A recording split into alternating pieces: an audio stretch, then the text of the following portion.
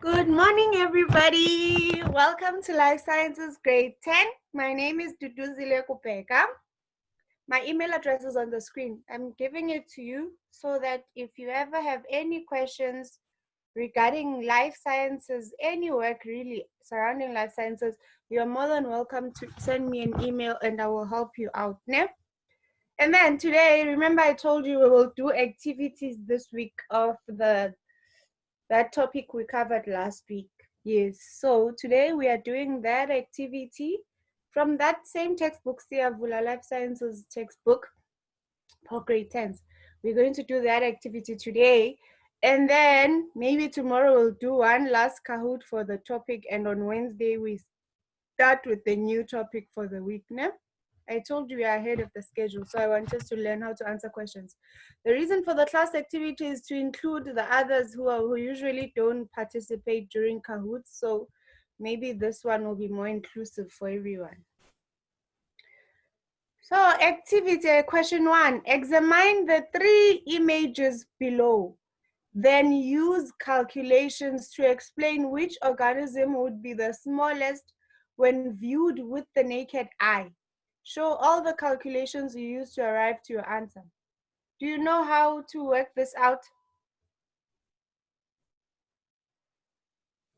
Who has an idea how we can work this out?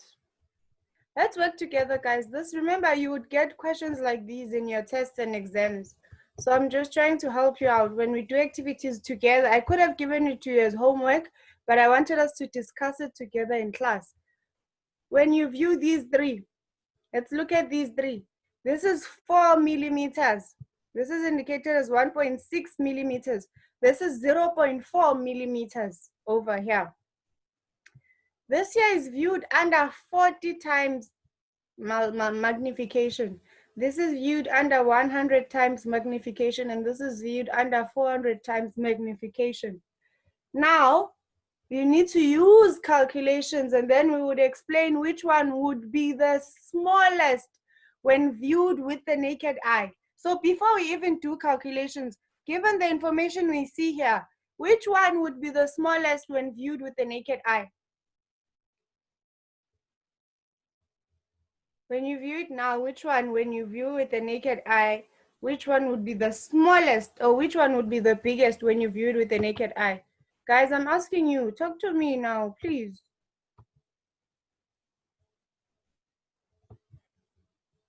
I'll give you a few seconds to think about the answer.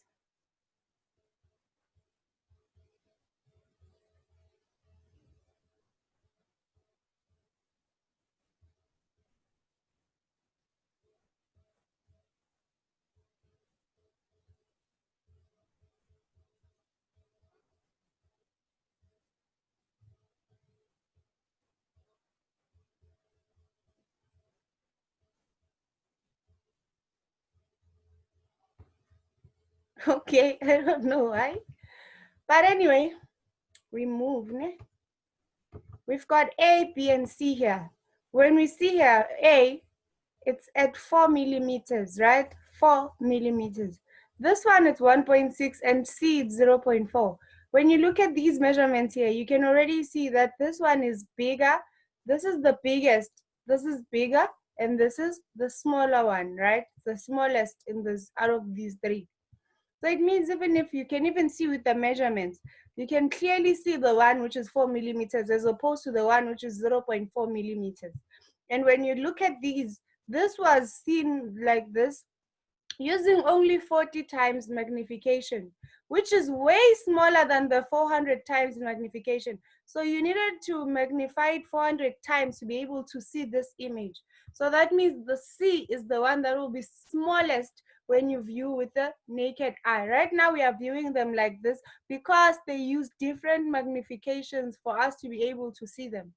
But had you made all of them at 40 times magnification, chances are you wouldn't even see this. You'd see probably a dot or nothing at all. Same applies to this one, which is B. But this one, A, at 40 times magnification, you could see it. If you were to make A at 400 times magnification, then you probably could even see inside of this structure here. So how you do your calculations, it's 4, for A, it's 4 divided by 40. Why? The 4 is the measurement. It's 4 millimeters, right? 4 millimeters divided by 40 times magnification, hence the 40. Then your answer is 0.1 millimeters, right? So you divide the measurement that you are viewing divided by the magnification you used. Then we get 0.1. And then with B, it's 1.6 millimeters, 1.6 millimeters, which is viewed under 100 magnification. So 100 over there, that's why we are dividing by 100.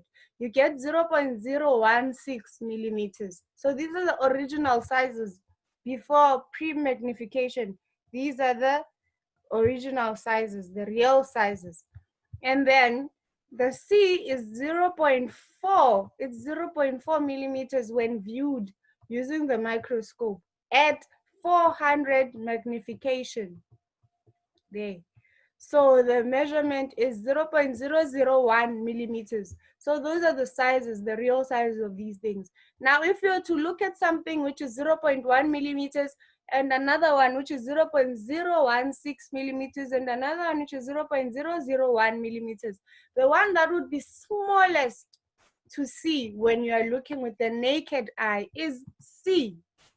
And we've already deduced that before we even did calculations. So this is just to help you whenever you get to do that, you will remember, you use your logic, just look at these again. You look at this, you look at the measurements, and then you look at the magnification.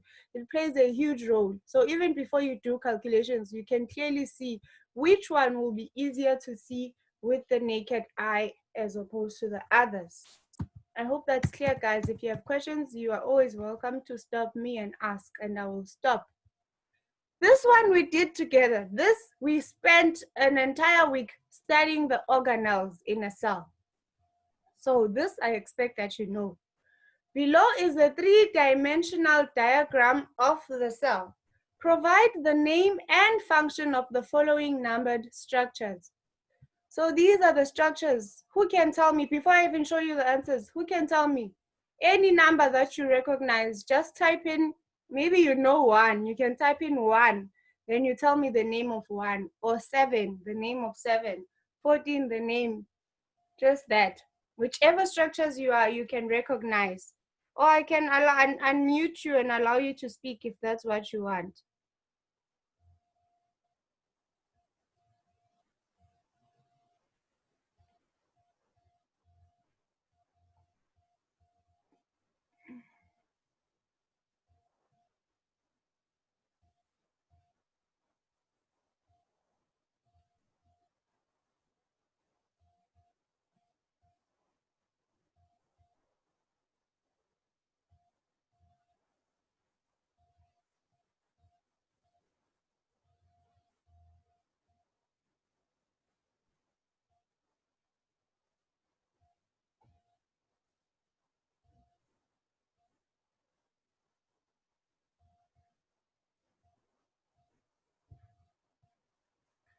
Guys, you don't recognize any structure here, or you just don't want to talk to me?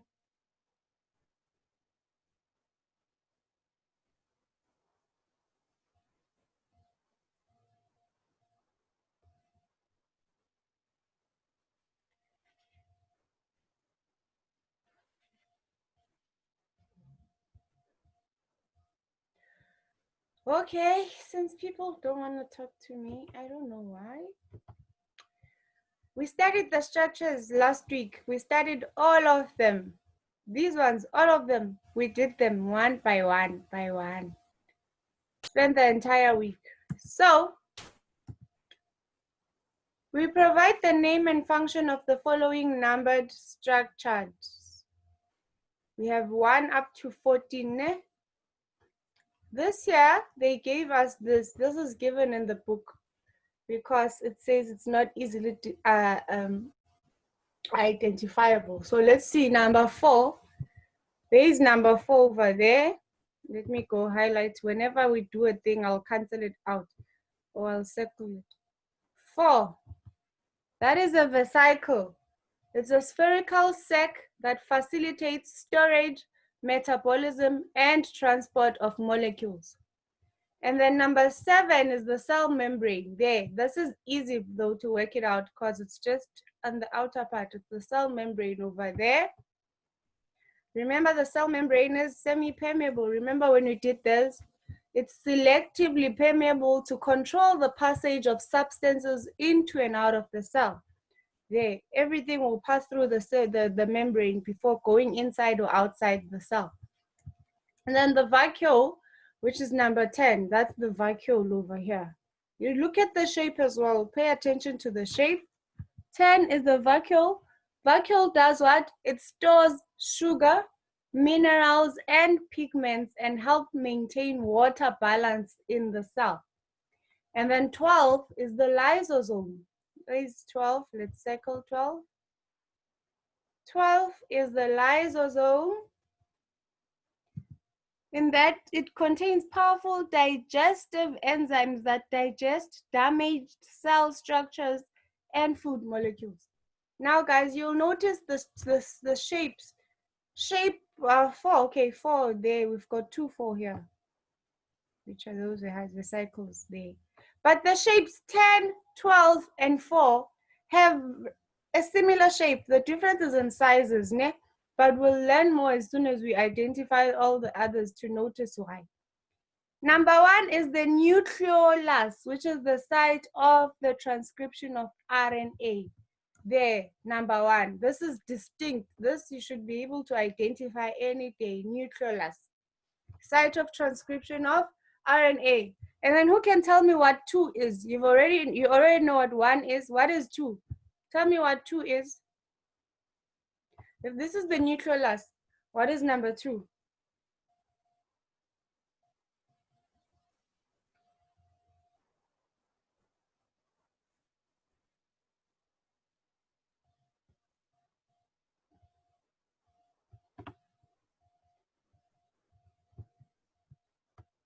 Number 2 is the nucleus.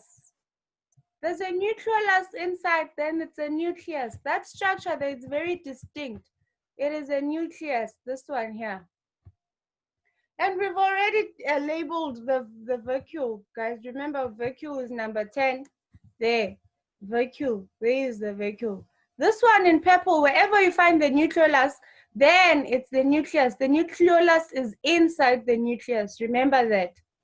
Even the names give it away. Please, please, please don't forget that again. And then number 3, what is number 3? Before I continue, remember this structure. This structure is very distinct. What is number 3? It is the ribosome.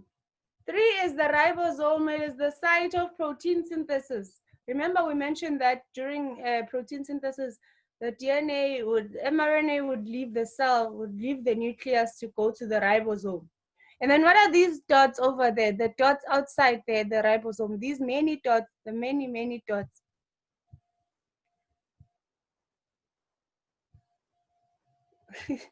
I think I'm asking it wrong. I'm phrasing it wrong. These are the ribosome. The dot there, the 3 is actually pointing to the dot. The dot is that ribosome. The dot. It's the ribosome.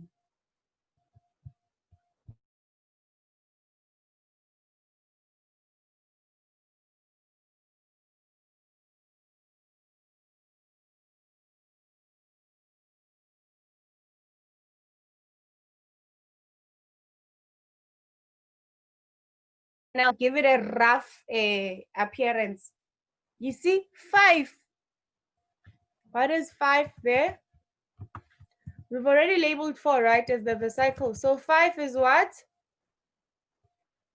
It is the rough endoplasmic reticulum, many ribosomes, therefore allowing for the production of many proteins. Look, number 5. Number 5 is the rough ER. What gives it the name rough? It's the many ribosomes that are around it, giving it a rough look. There, this is the ribosome. It's actually an endoplasmic reticulum. But because of the ribosomes around it, it is called the rough endoplasmic reticulum because of the many ribosomes around it.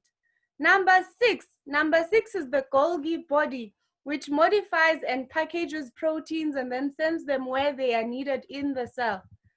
There is six. It is the Golgi body.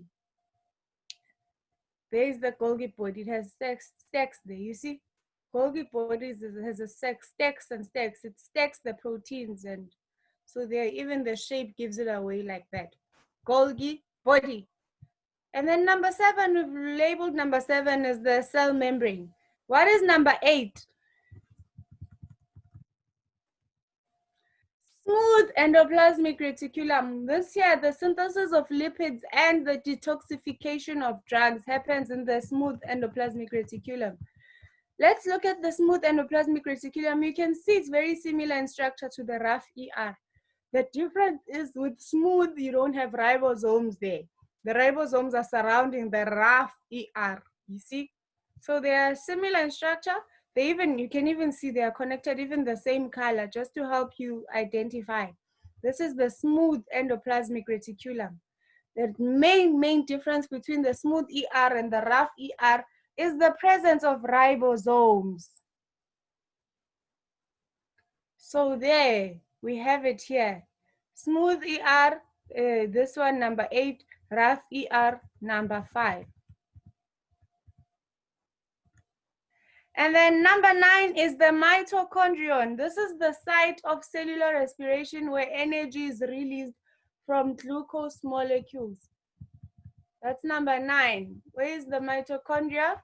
Number 9. There, it even has that structure. You see that structure here? It's very distinct as well of mitochondrion. There's a number 9 again. There, your mitochondrion. It's always like this. Whenever you see a structure like this, it's a mitochondrion. What haven't we labeled? We've labeled 12. We haven't labeled 11. What is 11, guys? There is 11.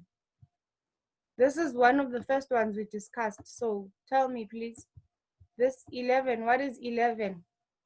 It's just there, what is 11? Yes, thank you, Zainab. You are correct. It is the cytoplasm. You see, it's where all the other organelles are contained. It's a jelly-like substance that contains all the organelles and which contains dissolved nutrients. They're in the cytoplasm. All organelles are there, contains dissolved nutrients. And you can clearly see because 11 is even labeled just in space here. So clearly it means all the other sides here, wherever it's clear, that's 11. That's the cytoplasm. That's the cytoplasm. That's the cytoplasm. So all the liquid place here, all that in white is the cytoplasm. It's liquid. 13, what's 13? I even showed you this one. I hope you remember it because I even Googled it in class and we went to Google together and we viewed the structure. I typed in the name, I showed you the structure here on Google. The two cylinders that are perpendicular to each other. What is that structure? 13.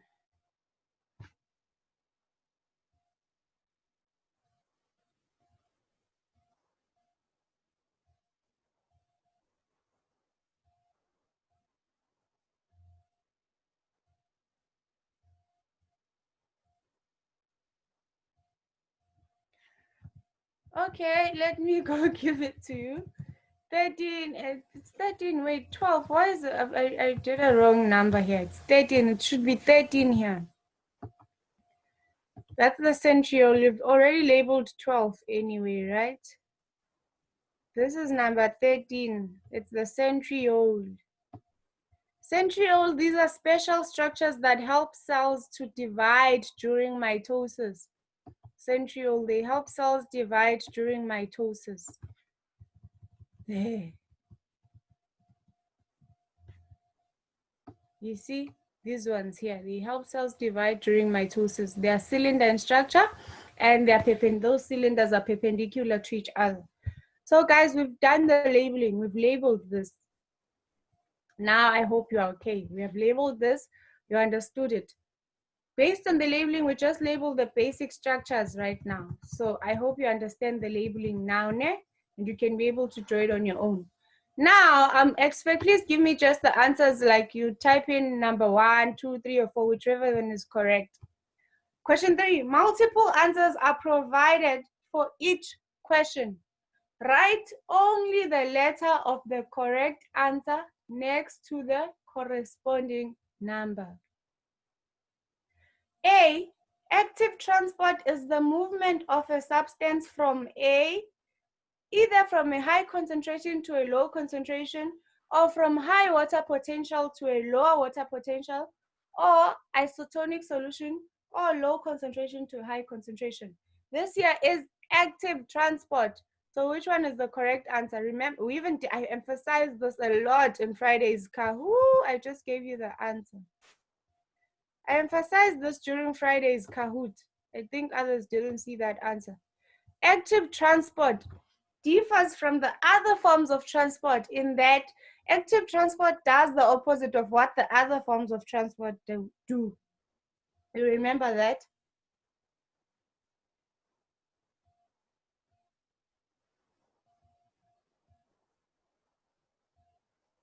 So which one is the correct answer?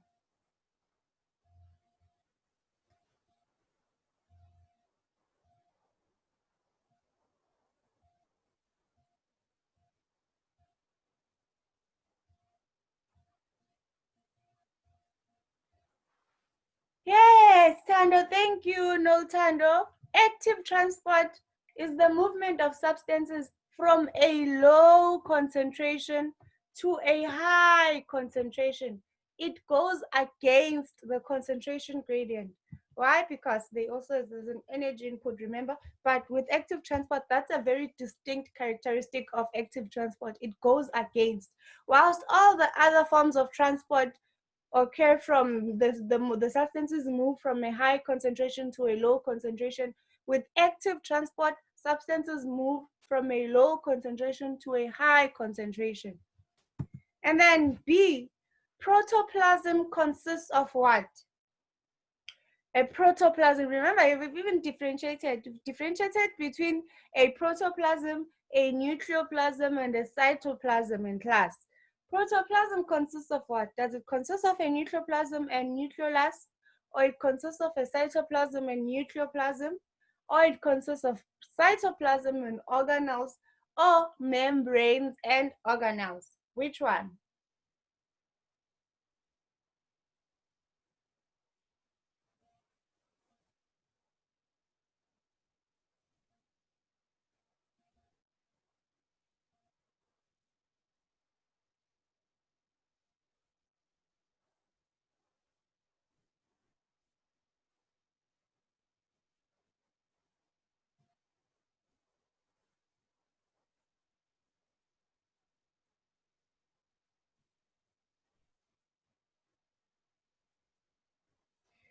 Which one is it?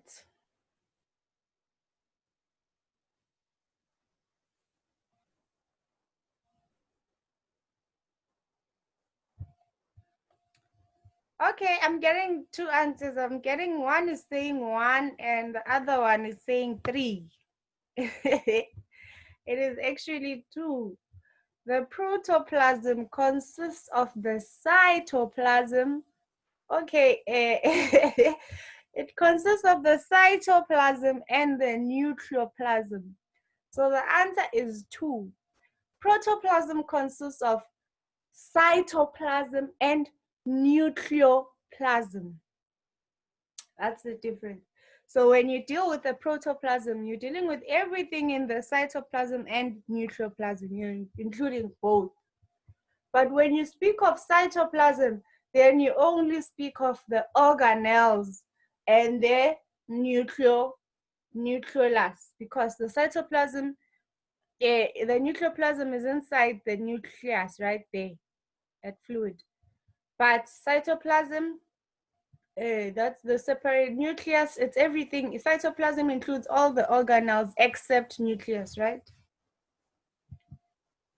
Except nucleolus. Except nucleolus.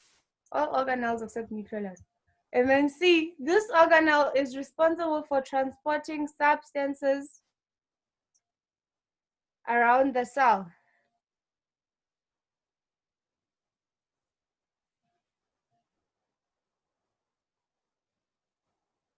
Which organelle is responsible for transporting substances around the cell?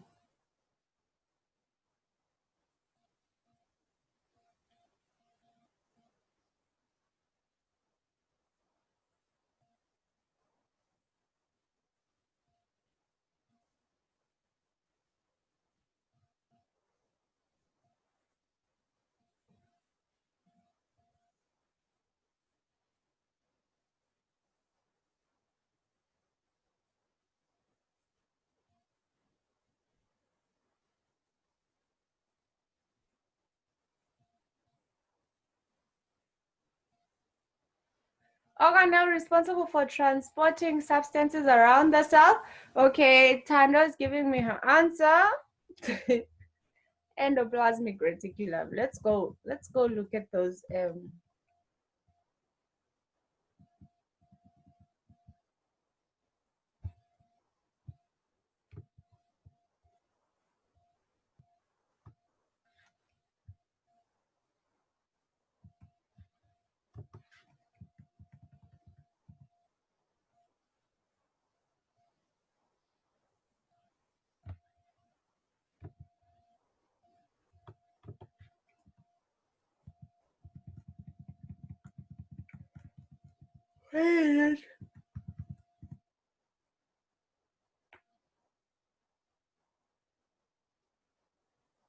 Okay, I want us to go look at the functions of the ribosome, Golgi body, nucleus, and endoplasmic reticulum.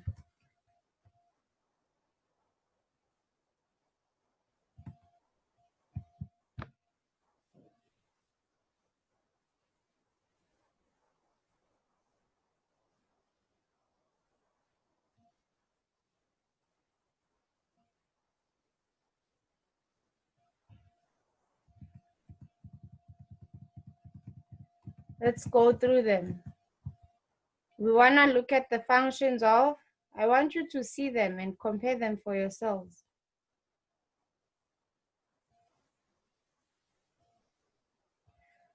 Where is the ribosome? Golgi body, there, ribosome. Ribosome is the site of protein synthesis. And then Golgi body, the Golgi body modifies and packages proteins to send them where they are needed in the cell. Remember when they, after packaging them, they would then give them over to the vesicle, right? Then nucleus, what does it do? It controls metabolism of the cell and also contains hereditary information. And then endoplasmic reticulum, we've got two. Many ribosomes are there in the rough ER to allow for the production of many proteins. And then for the smooth ER, it's what? The synthesis of lipids and the detoxification of drugs. But because rough ER has ribosomes where it's the site of protein synthesis, then which one then is the answer over here? It is the ER, endoplasmic reticulum. It's definitely not nucleus because of that. Then D, the nucleus does not control. Which of the processes here are not controlled by the nucleus? Eliminate here.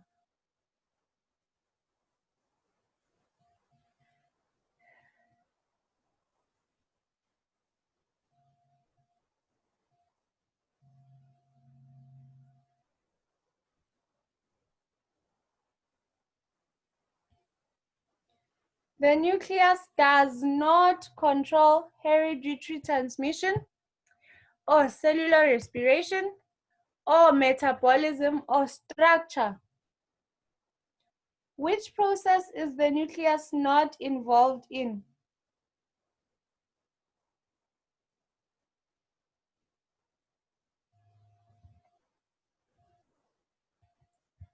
Which one is the nucleus not involved in? Which one of these ones? We definitely know for a fact it does. It's involved in hereditary transmission, right? It's also involved in the metabolism of the organism. And then between these two here, which one do you think is not it? Okay, it is, yes, Zainab, congratulations, good, that's correct. Cellular respiration. It is definitely not involved in cellular respiration because you can see how it can play a role in the structure of, because since it transmits hereditary transmission, obviously it plays a role in determining what the structure of the organism or the cell will be like.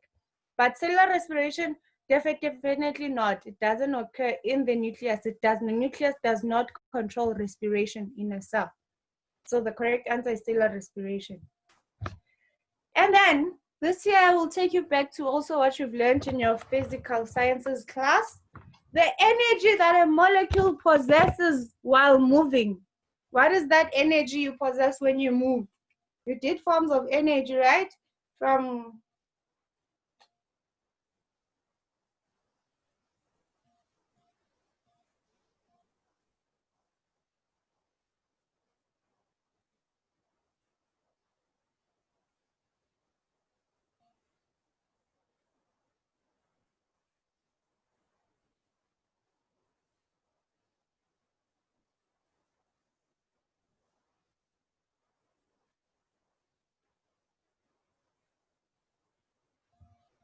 okay, and Noltando wants to speak. Can you please unmute Noltando? Do you still want to speak, or was that a mistake, Noltando? I saw you had raised your hand.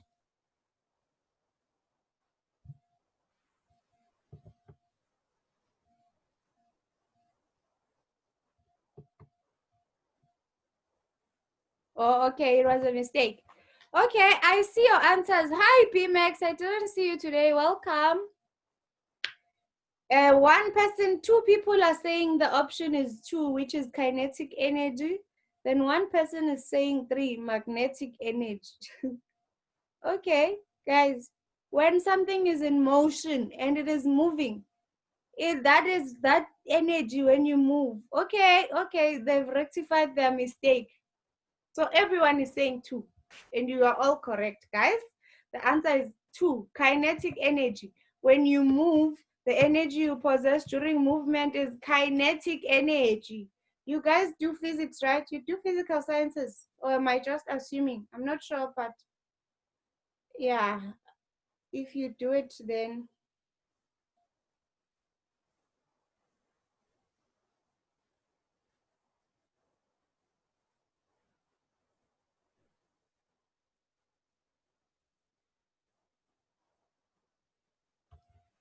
okay, thank you, everyone. That is kinetic energy. And then F, which of the following is not a product of cellular respiration? Carbon dioxide, H2O, oxygen, or ATP. Which one is not a product of cellular respiration? Let's read this question. Ne? Pay attention to it very carefully. Please, please, please. Read, understand. The English must make sense to you. All of those ones listed there are somehow involved in cellular respiration. All of them. You would find them in cellular respiration. But the question wants to know which one is not a product. So we are only interested in those ones. You look at all of them and you need to identify how they play a role in cellular respiration. Then you show me the one that is not a product of cellular respiration. Others here, 3 of them are products of cellular respiration and 1 is not. So which one of these 4 here is not a product of cellular respiration? Please remember also how cellular respiration takes place. Remember the exchange of it's the breaking down. You break down glucose and the other substance there to get an output of something. I don't want to give you an answer. If I were to explain it in full, it would be giving you an answer. Which one is not a product of cellular respiration?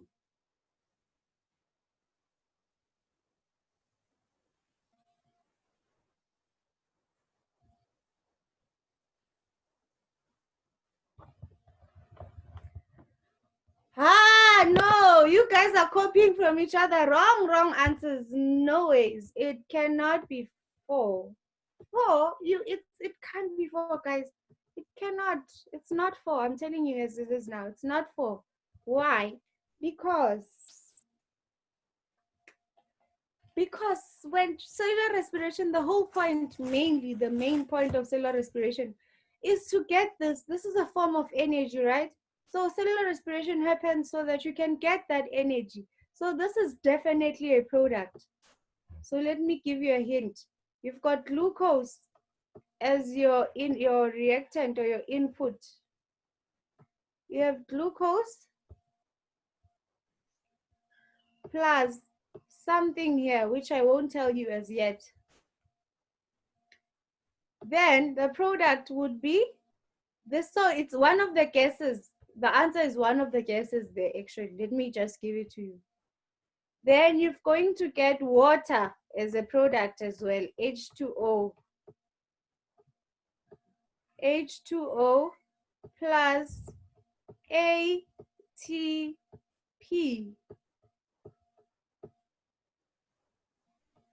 Which gas is an input, which gas is an output of cellular respiration?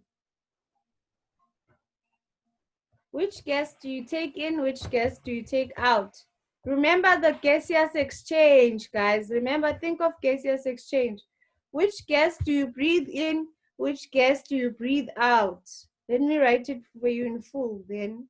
The whole reaction, C6H12, 1. No, you guys, no. Let me explain it. It's C6H12. I'm writing it for you now, ne? C6H12O2. O6, man, I'm sorry, it's O6. This is the formula for glucose, right? Chemical formula for glucose. Glucose plus oxygen. You take in oxygen. When you breathe in oxygen, you inhale oxygen. Inhale oxygen, and what do you exhale? You exhale carbon dioxide, CO2, plus water. That's a product of this. Okay, let me erase here.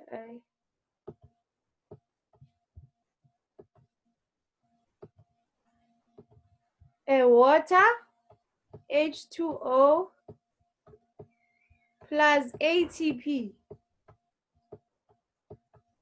You need the energy, guys. We are breaking down whenever you eat.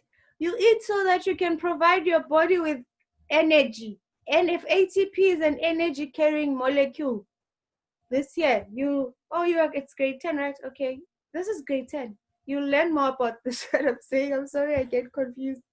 So now, if this in chemistry class, you would learn that you would then need to balance out your equations, right? You've got how many here? You've got 6 oxygen here. You're balancing it out. You're gonna have 6C because you have C6. Even on the other side, you need to have 6 carbons, right? We have 12H. There you still have 2H. So you need to make sure it balances out that you have 12H hydrogen ions there. There are hydrogen molecules there. We have 12 now. We have 12. Then you need to balance out now. 6 times this 2, it's 12 oxygen. Plus this 6 here. 6 here. It's 12 oxygen plus the 6. So it's 18 oxygen. Am I getting it correct? I'm not confusing it, right?